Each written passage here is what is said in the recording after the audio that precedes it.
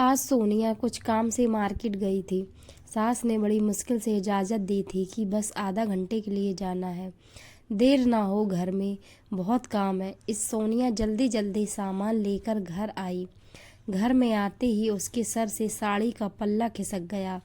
दोनों हाथ में सौपड़ थे तो सोनिया पल्ला नहीं रख पाई। जैसे सास ने देखा, चीखना शुरू कर दिया, ये क्या बहू, तुम बिना सिर पर पल्ला रखे बाहर से आ रही हो? मोहल्ले वाले देखेंगे तो क्या बोलेंगे? हमारी इज्जत का बिल्कुल भी ख्याल नहीं है तुम्हें? हमारे खानदान में बहुएं बिना घूंघट बाहर नहीं निकलती। हमने तो तुम्हें सिर्फ सर पर पल्ला रखने को बोला था, वो भी तुमसे नहीं किया जाता। सोनिया के बाहर से आते ही सासू माँ पूनम जी ने तानों की बौछार करने लगी। सोनिया बेचारी चुपचाप उनकी बातें सुन ली, कोई जवाब नहीं दिया। सोनिया की शादी कुछ साल पहले राहुल से हुई थी। उसके ससुराल में सास ससुर, एक देवर, एक नंद और पति राहुल थे। ससुराल में सोनिया के लिए बहू वाले सारे नियम कायदे लागू थे। सुबह जल्दी उठना, रात को सारा काम निपटा कर सोना, सास ससुर की आवाज़ पर दौड़े आना, देवर नंदों के खाने पीने की फरमाइशें बिना देर किए पूरी करना। सोनिया ससुराल में सामंजस्य बिठाने की पूरी कोशिश करती, लेकिन उससे जरा सी भी गलती हो जाती तो पूनम जी बातें सुनाने लगती। उस समय वो गुस्से में सोनिया को कुछ भी कह देती। सोनिया अपने संस्कारों की वजह से चुप रहती और हमेशा कोशिश करती कि सासू माँ को शिकायत का मौका न दें, लेकिन सासू माँ कभी खुश ही नहीं होती। हर बात, हर चीज़ में कोई ना कोई कमी निकाल लेती। सोनिया की मम्मी का जन्मदिन था, इसलिए सोनिया सासू माँ से कुछ दिन रहने की इजाज़त लेकर मायके आई थी। बहुत दिनों बाद सोनिया ने खुली हवा में सांस ली थी। मायके आकर उसकी बहू की बेड़ियाँ टूटकर बेटी की पायल की रुंझुन में बदल जाती थीं। सोनिया माँ बाप के पास बहुत खुश थी। वो सोचती, काश वक्त यहीं रुक जाए और उसको ससुराल ना जाना पड़े। कुछ दिनों बाद राहुल सोनिया को लेने गया। उस वक्त अपने ससुराल वालों के लिए कुछ गिफ्ट लेने मार्केट गई थी। राहुल सोनिया का इंतज़ार करने लगा। इतने में उसकी माँ पूनम जी का फ़ोन आया। पूनम जी बोली, कितनी देर में घर पहुँचोगे? वो मम्मी, सोनिया थोड़ा मार्केट गई है, थोड़ी देर में आती होगी, फिर आते हैं।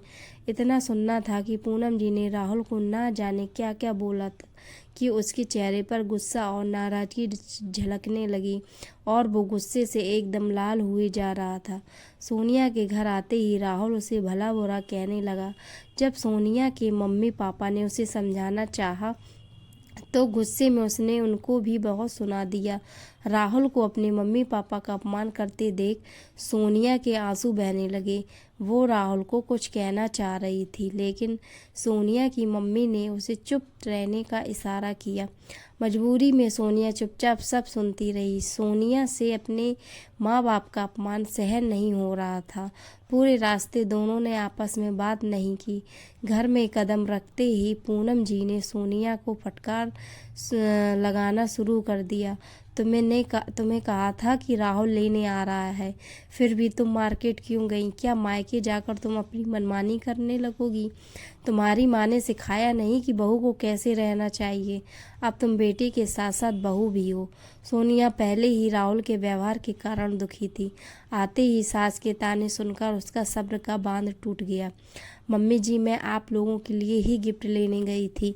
मार्केट में भीड़ थी, इसलिए आने में देर हो गई और मेरी माँ ने मुझे बहुत कुछ सिखाया, इसलिए मैं आज तक चुप थी। हमेशा आपकी खरी खोटी सुनकर मैंने कभी जवाब नहीं दिया। ये मेरी माँ के संस्कार ही थे, लेकिन आपने अपने बेटे को कुछ नहीं सिखाया। मुझे लगता है कि कुछ चीज़ें आपको अपने बेटे को भी सिखानी चाहिए थी, क्योंकि संस्कारों की ज़रूरत बहू को ही नहीं, बेटे को भी होती है। उनका भी फ़र्ज ही है वो अपने बड़ों की इज्जत करें। बहू बनते ही लड़की के पाँव में संस्कारों, रिवाजों, शर्म हया की न जाने कितनी बेड़ियाँ पहना दी जाती हैं, लेकिन बेटा शादी के बाद भी वैसा ही रहता है। वो भी किसी का पति, किसी का दामाद, किसी का जीजा बनता है, पर उसके लिए कोई नियम नहीं। बहू को मुंह खोलने की मनाही है, लेकिन दामाद अपने सास ससुर को कुछ भी बोल सकता है।